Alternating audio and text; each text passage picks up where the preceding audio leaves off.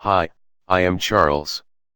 This video will talk about choose the type of calculation to summarize data in pivot tables. Let's get started.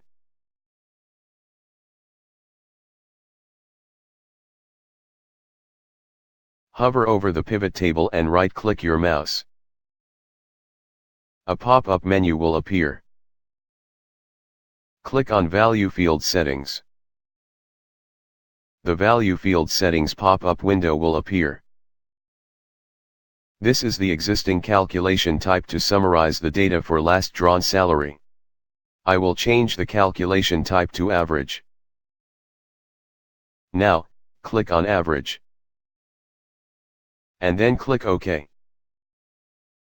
And now the calculation type to summarize the data for last drawn salary is changed to average, and all the figures are recalculated. Well, that's it. I hope you enjoy this video and have learned something today. Thanks for watching.